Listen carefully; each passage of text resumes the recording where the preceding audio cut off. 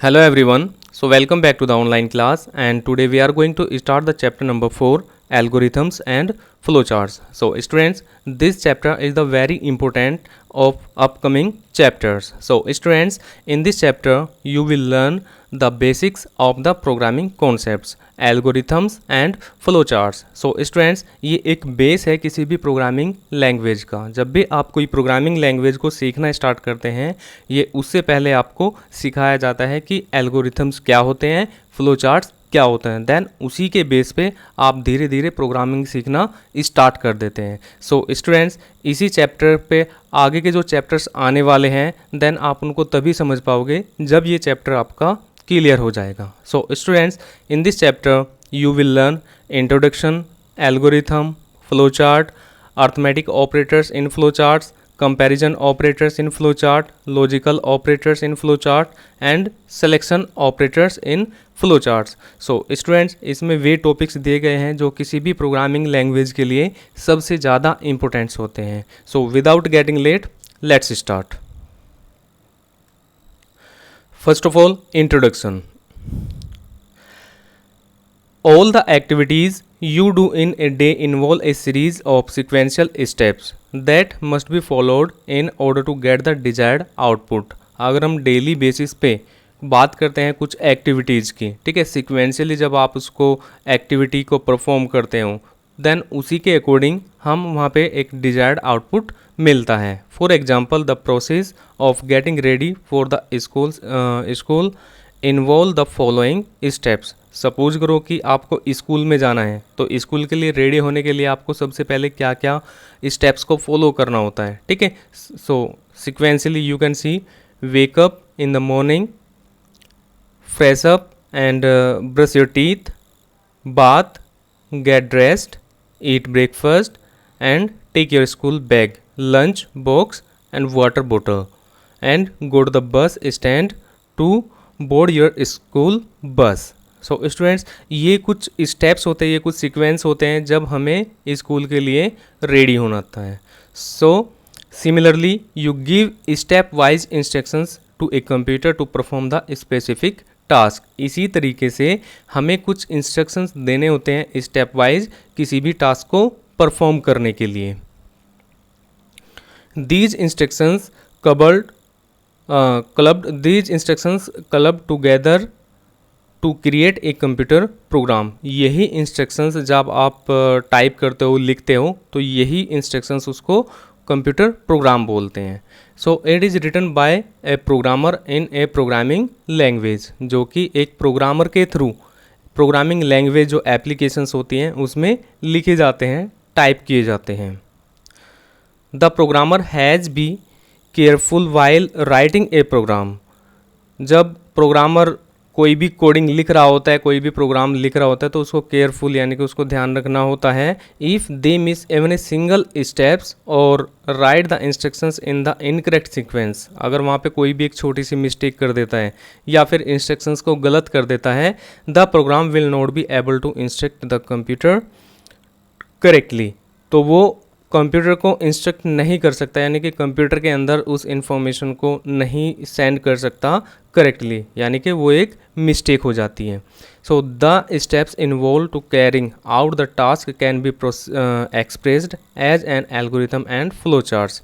सो एक स्टेप यहाँ पे हम फॉलो कर सकते हैं, या तो आप वहाँ पे एल्गोरिथम लिखे या फिर फ्लो चार्ट बना के भी आप उस पर काम कर सकते हैं.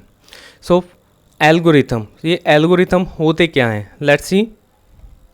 N algorithm is a step by step procedure to solve a problem.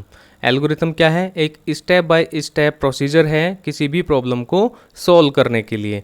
Let us understand the key terms in the definition. तो यहाँ पे थोड़ा सा हम समझ लेते हैं कि एल्गोरिथम क्या होता है, किस तरह से हम उसको बना सकते हैं, किस तरह से वो वर्क कर सकता है. So everybody is concentrate. Problem क्या है? A problem is something that seems difficult to achieve. एक प्रॉब्लम है जो ईजिली तरीके से हम अचीव नहीं कर पा सकते हैं, डिफ़िकल्टी होते हैं. For the purpose of algorithm it has well defined requirement.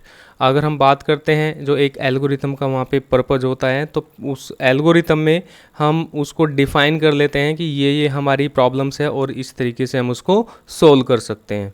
For example, the requirements of a websites owner is to know the name of the people visiting his websites during a particular hours. एक example के तौर पे अगर हम देखें तो website का owner जानना चाहता है कि उसकी वेबसाइट पे कितने पीपल आए हैं एक पार्टिकुलर टाइम में, ठीक है, इस घंटे में वेबसाइट पे कितने पीपल आए हैं, कितनों ने विजिट किया है, विजिटिंग, ओके, जो वेबसाइट को ओपन करते हैं।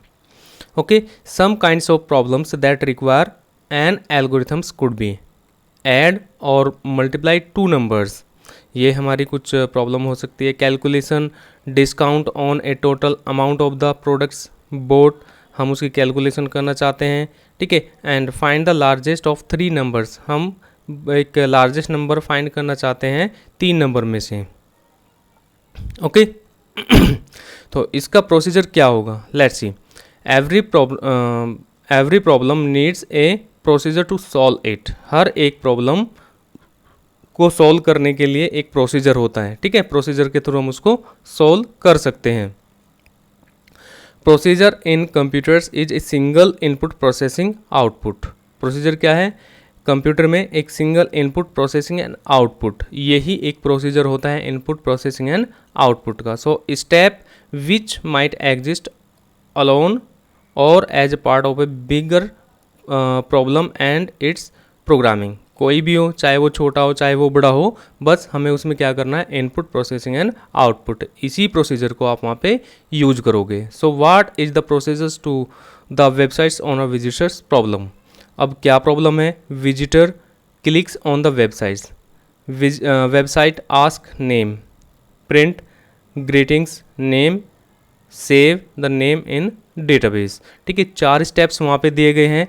जब भी कोई विजिटर वेबसाइट पे आएगा तो उस पर क्लिक करेगा, क्लिक करते ही उससे नाम पूछेगा, नाम पूछते ही एक मैसेज भी वहाँ पे प्रिंट करा देगा और डेटा डेटाबेस के अंदर सेव हो जाएगा, okay. And rule for writing an algorithm, जब भी आप कोई एल्गोरिथम लिखना चाहते हैं तो उसके कुछ रूल्स एंड रेगुलेशंस होते हैं जिसको यूज करके आप उस एल्गोरिथम को एक अच्छे से लिख सकते हैं, डिफाइन कर सकते हैं, okay. An algorithm must be written in English like language. हर एक लैंग्वेज आपकी किस में, इंग्लिश में होनी चाहिए। So it should be written in a simple or precise manner. जो भी एल्गोरिथम लिखो सिंपल तरीके से आपको उसको लिखना है, ठीक है, प्रॉपर तरीके से उसको लिखना है ताकि इजीली वो समझ में भी आ सके। It should have an input, उसमें इनपुट भी होना चाहिए।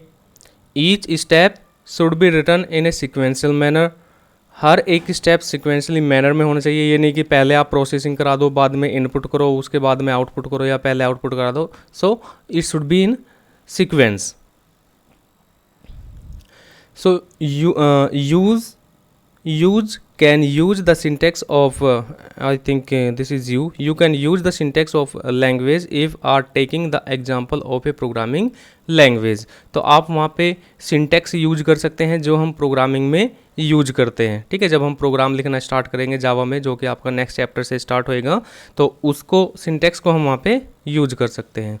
So you can include the variables and defined mathematical expressions to calculate the result. हम उसमें वेरिएबल्स का भी यूज कर सकते हैं, वेरिएबल्स इन द सेंस जहाँ पे आप किसी वैल्यू को स्टोर करके रखते हैं। And define mathematical expressions and calculate the result. वहाँ पे एक मैथमेटिकल एक्सप्रेशंस भी बना सकते हैं जो कि कैलकुलेट करके आपको रिजल्ट प्रोवाइड कराएगी। Statement that give similar commands should be combined to avoid a lengthy code, ठीक है। जो स्टेटमेंट आप वहाँ पे लिखोगे वो आपके सिमिलर होनी चाहिए। सिमिलर यानी कि जो भी आप कैलकुलेशन करना चाहते हैं उसी से सिमिलर होनी चाहिए, ठीक है। वहाँ पे आपको लेंथी कोड लिखने की ज़रूरत नहीं पड़ेगी, उसको आपको अवॉइड करना चाहिए। So you can refer to each steps by a unique step number. हर एक स्टेटमेंट को, ठीक है, जो भी आप वहाँ पे कोड लिखोगे वो आपका यूनिक स्टेप होना चाहिए। And each instruction should be executed, हर एक each instruction should be executed in a reasonable time frame. हर एक इंस्ट्रक्शंस, हर एक स्टेटमेंट या जितनी भी लाइनें आप कोड में लिखोगे वो आपकी एग्जीक्यूट होनी चाहिए in the reasonable time frame, जो भी टाइमिंग है, ठीक है। वैसे कंप्यूटर काफ़ी फास्ट होता है तो आपको पता भी नहीं लगेगा। Okay, so to ensure that an algorithm algorithm produce the executed output, it should be checked using the simple value। जब भी आप एक एल्गोरिथम लिख रहे हैं उसको एग्जीक्यूट करके देख सकते हैं, उसका आउटपुट चेक कर सकते हैं कि आपका डिजायर्ड आउटपुट आ रहा है, एक्सपेक्टेड आउटपुट आ रहा है या नहीं आ रहा है। Okay, so it should be checked using the simple values. आप वहाँ पे सिंपल वैल्यू डाल के भी चेक कर सकते हैं। ओके स्टूडेंट्स, ये थे आपके कुछ की पॉइंट्स जब आप एल्गोरिथम लिख रहे होते हैं। Now advantages of algorithm. जब हम एल्गोरिथम लिखेंगे तो हमें ये पता होना चाहिए कि उसके एडवांटेजेस है क्या, हम क्यों लिखें, what is the reason to write an algorithm. So let's see, algorithms helps in problem solving in a piece manner. Algorithm क्या है, हेल्प करती है हमारी in piece of manner, means जो कोई भी प्रॉब्लम है जब आप उसका सॉल्यूशन लिखोगे तो आपको वो इजीली तरीके से स्टेप बाय स्टेप समझ में आ जाएगी कि इस प्रॉब्लम को हम इस तरीके से सॉल्व कर सकते हैं। To define an algorithm you must identify the define in important steps, the process, the number of variables required and the input and output। जब भी आप एल्गोरिथम लिख रहे होते हैं तो आपको उसे आइडेंटिफाई करना पड़ेगा, डिफाइन करना पड़ेगा, एंड उसके स्टेप्स क्या होंगे वो भी आपको देखना पड़ेगा, हमें कितने वेरिएबल्स उसमें चाहिए, ठीक है, इनपुट कितने चाहिए एंड आउटपुट किस तरीके से वहाँ पे आएगा। So each part help each parts helps the algorithm to process. हर एक उसका पार्ट एल्गोरिथम को प्रोसेस करने में आपकी हेल्प करेगा। ओके स्टूडेंट्स, तो ये थी हमारी first advantages and there is some more advantages you will understand. Algorithm ensure be a more efficient process. Algorithm क्या है, एक इफिशिएंट प्रोसेस है, ठीक है, बहुत ही एक अच्छा प्रोसेस है किसी भी प्रॉब्लम को सोल्व करने के लिए। So when one defines an algorithm on builds logic and the helps to a build efficiency. जब आप उसमें एल्गोरिथम में आप अपना लॉजिक लिख लेते हो, इनपुट आउटपुट लिख लेते हो, ठीक है, तो वो उसको ईजिली तरीके से और भी इफिशियंट उसको बना सकता है।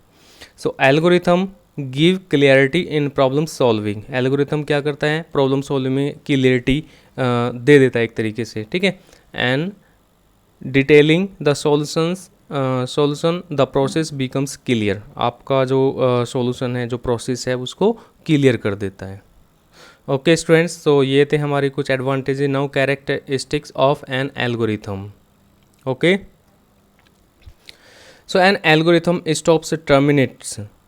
एल्गोरिथम स्टॉप एंड टर्मिनेट, सबसे पहले स्टार्ट होगी फिर उसको टर्मिनेट भी हम बाद में करेंगे। So after a finite number of steps are executed. उसके बीच में जितने भी हम स्टेप्स वहाँ पे यूज कर रहे हैं उनको एग्जीक्यूट होने के बाद में, ठीक है। Every step in an algorithm must be defined in peace manner. हर एक स्टेप्स आपको इतने अच्छे तरीके से वहाँ पे लिखना है ताकि कोई भी एग्जीक्यूशन में कोई भी प्रॉब्लम ना हो, ठीक है, कहीं पे भी कन्फ्यूजन ना हो या फिर कोई एरर ना हो। So each algorithm has certain input values. हर एक एल्गोरिथम में कुछ न कुछ आपका इनपुट वहाँ पे होना चाहिए। Each algorithm has certain output value, वहाँ पे आउटपुट वैल्यू भी होनी चाहिए। And an algorithm is effective for providing A solution of the problem. एक एल्गोरिथम इफेक्टिव होनी चाहिए, ठीक है, वो सॉल्यूशन किस तरीके से प्रोवाइड करा रही है। So it has a finite number of each और नंबर ऑफ केस और result. It has the finite number of cases और रिजल्ट्स। इस एल्गोरिथम में अलग अलग केसेस आपके वहाँ पे हो सकते हैं, ठीक है, रिजल्ट्स किस तरीके से वहाँ पे आ रहा है या फिर आप उसको सेपरेट भी प्रिंट करा सकते हैं। सो however certain problems do not have an algorithm. जबकि जो प्रॉब्लम्स होती हैं, certain problems don't have an algorithm. कुछ प्रॉब्लम्स में वहाँ पे आपको एल्गोरिथम लिखने की ज़रूरत नहीं होगी। Okay, when a problem has an infinite, अगर प्रॉब्लम ज़्यादा है, ठीक है, तो नंबर ऑफ द केसेस और रिजल्ट्स भी, you can not build an algorithm. आप वहाँ पे एल्गोरिथम बिल्ड नहीं कर सकते। The algorithm must be a simple, algorithm simple होनी चाहिए, जेनेरिक एंड प्रैक्टिकल होनी चाहिए, such as it can be executed using the available resources. So आप वहाँ पे I mean can executed using the available resource, जितने भी रिसोर्सेज आपके पास में हैं, and you can use to create an algorithm and to be execute. Okay, so it must not contain some future technology. वहाँ पे ज़रूरी नहीं है कि वहाँ पे जो फ्यूचर टेक्नोलॉजी है, फ्यूचर टेक्नोलॉजी मीन्स जो आज के टाइम में नई नई टेक्नोलॉजी आती है, कोई सॉफ्टवेयर बनाने की आती है, कुछ प्रोग्रामिंग आती है लाइक दिस, तो वो आपके लिए कंपलसरी नहीं है। The algorithm designed must be language independent. This is the most important, जो एल्गोरिथम आप लिख रहे हो वो आपकी लैंग्वेज इंडिपेंडेंट होनी चाहिए। That means it must be just plain instructions that can be implemented in any languages. वो आपकी जो लैंग्वेज है प्लेन टेक्स्ट में होनी चाहिए। प्लेन टेक्स्ट में मीन्स कोडिंग जो होती है, बिकॉज कंप्यूटर आपका बाइनरी को समझता है और बाइनरी इजीली नहीं है समझने के लिए, तो वो आप प्लेन टेक्स्ट में वहाँ पे लिखते हो, एंड उसी कोड को फिर आप कहीं दूसरी जगह भी यूज कर सकते हैं। So note yet the output will be the same as executed. जो आउटपुट आएगा वो आपका सेम और as per expected, not executed, expected. ठीक है, आपका एक्सपेक्टेड आउटपुट वहाँ पे आ सके। Okay, what will be the algorithm for pouring milk into a glass.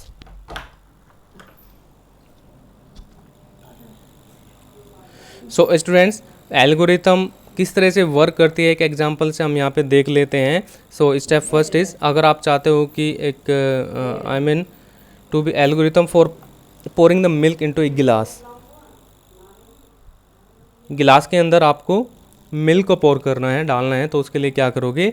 So take out the milk बोतल फ्रॉम द फ्रिज। सबसे पहले आप मिल्क की बोतल को फ्रिज से निकालोगे,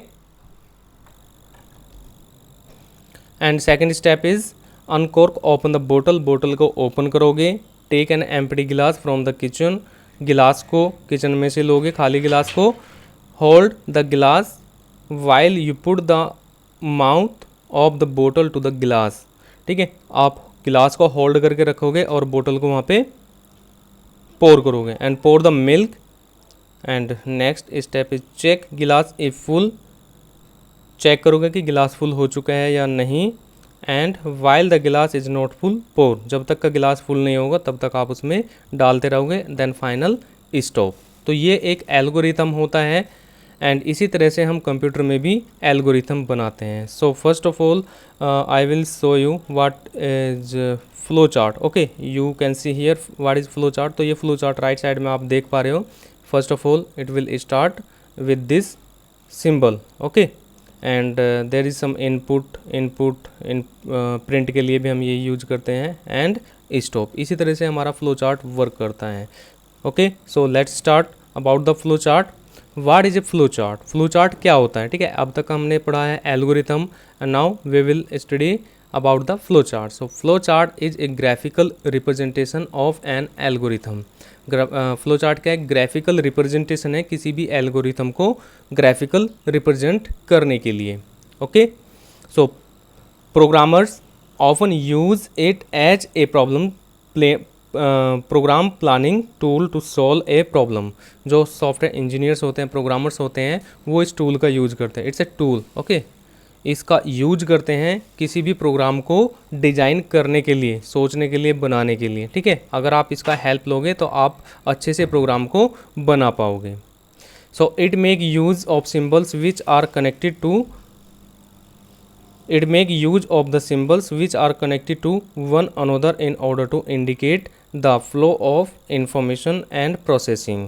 ये क्या है, एक सिंबल्स होते हैं जो आपस में कनेक्टेड होते हैं ऑर्डर में। ठीक है, जो कि इन्फॉर्मेशन को प्रोसेस करते हैं, इनपुट करते हैं, प्रोसेस करते हैं, एंड आउटपुट को प्रिंट करते हैं। Okay, the process of drawing a flow chart for an algorithm is known as the flow charting. जो प्रोसेस होता है इसको ड्रॉ करने का उसको बोलते हैं flow charting. So given is the flow chart for the websites owner visitor problem. ठीक है। एक फ्लो चार्ट यहाँ पे हमें बनाना है, उसकी जो विजिटर आते थे वेबसाइट पे उसको चेक करने के लिए, ठीक है, उसके इन्फॉर्मेशन को स्टोर करने के लिए। So let's C.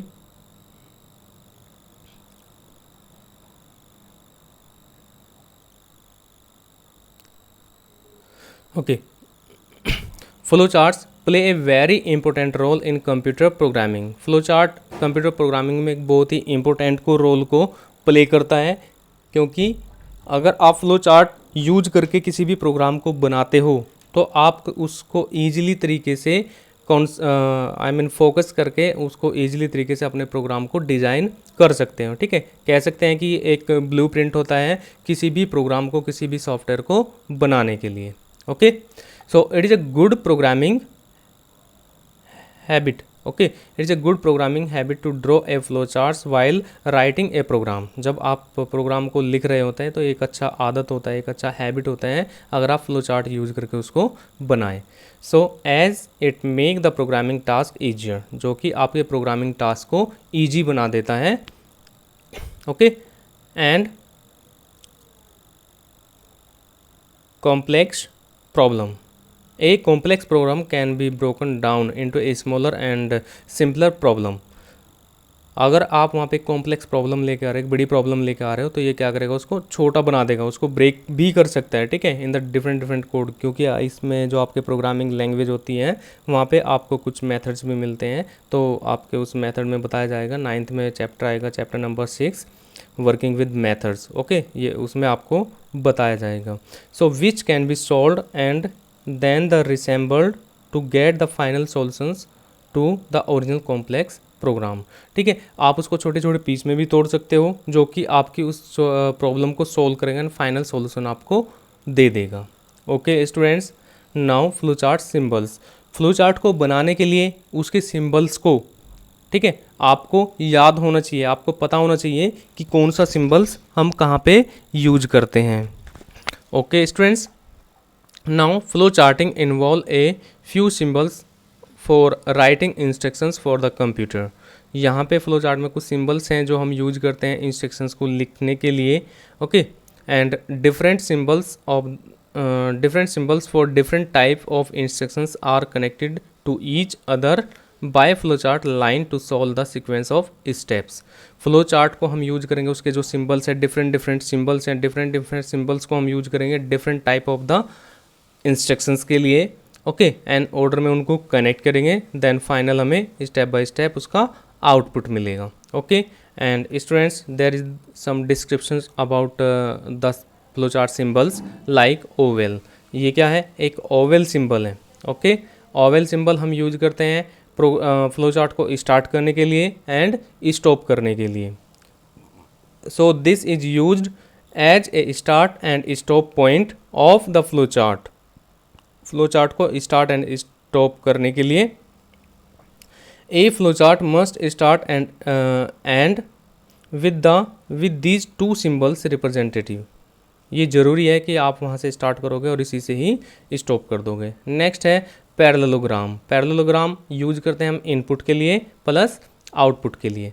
So a computer works by taking input processing it and given output. So to receive the input or display the output this symbol is used. तो इनपुट के लिए भी और output के लिए भी हम ये वाले सिंबल को, पैरेललोग्राम सिंबल को यूज करेंगे। नेक्स्ट है rectangle. So rectangle, this is the symbol for any kind of process to be done a mathematical statement like A equal to A plus B. तो आप यहाँ पे देख रहे हो एक प्रोसेस हो रहा है। प्रोसेस क्या है कि ए बी और सी का वैल्यू, बी प्लस सी का वैल्यू ए में स्टोर हो रहा है, ठीक है। तो एक प्रोसेसिंग वहाँ पे हो रही है कि कैलकुलेशन वहाँ पे हो रही है। ओके, और कैलकुलेशंस इज गिवन हियर। तो यहाँ पे हम कैलकुलेशंस, यहाँ पे हम प्रोसेस को लिख सकते हैं, लिखते हैं। ओके, नेक्स्ट है diamond shape. So in the diamond shapes यहाँ पे हम डिसीजन लेने के लिए या कंडीशन को टेस्ट करने के लिए यूज करते हैं। So this is the test conditions, any kind of logical decision making will be shown by the symbols. जब हम यहाँ पे कोई कंडीशन देंगे या उसको चेक करने के लिए या फिर लॉजिकल डिसीजन मेकिंग भी हम यहाँ पे यूज कर सकते हैं in this symbol. So like a conditional branching, एक कंडीशन वहाँ पे हम यूज कर सकते हैं। So conditional branching ask a question, conditional branching क्या करेगी, एक क्वेश्चन पूछेगी, question like and will have the yes branch और नो ब्रांच, या तो आप येस के लिए यूज करोगे या नो के लिए यूज करोगे। ओके, ठीक है। So it might also have a neither yes और नो, ठीक है। जरूरी नहीं है कि आप वहाँ पे येस और नो ही करें, ट्रू और फॉल्स भी आप वहाँ पे यूज कर सकते हैं, ठीक है। कोई भी येस और नो के केस की कोई भी इस तरह की कंडीशन है, लाइक जैसे कि एज है, सो एज ग्रेटर देन 18, अगर एज 18 से ज़्यादा है तो ये हो, अगर कम है तो ये हो, लाइक दिस। सो इस टाइप की कंडीशन हम वहाँ पे यूज कर सकते हैं। And circle, so this is a connector and it used when a flowchart cannot be fitted into a single page, so it will usually have a number of identity the page। ये क्या करता है, तब हम इसका use करते हैं जब हमारा जो एल्गोरिथम है एक ही पेज पे ना आए, एक पेज पे ना आए, दूसरे पेज पे अगर आ रहा है तो वहाँ पे हम ये वाले कनेक्टर का यूज कर सकते हैं। ओके, आगे के कुछ एग्जांपल्स में आपको देखने को मिलेगा। So flow charts, arrow line, flow chart में लास्ट वन है आपका arrow line. So arrows points is a direction of a symbols tell us which way the process is move. ये डिफाइन करता है कि जो प्रोसीजर है वो किस वे में डायरेक्ट हो रहा है, यानी कि किस वे में वो जा रहा है। ओके स्टूडेंट्स, सो इससे हम डायरेक्शन दे सकते हैं, means bottom to top, right left, like this. Okay, so यहाँ पे हमारे सिंबल्स ख़त्म हो जाते हैं स्टूडेंट्स, एंड आगे के जो टॉपिक्स हैं वो भी हमारे लिए काफ़ी इम्पोर्टेंट टॉपिक हैं, जैसे कि आपका arithmetic operators and conditional operator, logical operator, like this. So we will cover in the next video all these types of the operators, and these are the most important part of the programming language. So we will see in the next video. So students, ये video आपको कैसा लगा है comment करके ज़रूर बताइए, and let's see in the next video. So till then, have a good day, bye bye.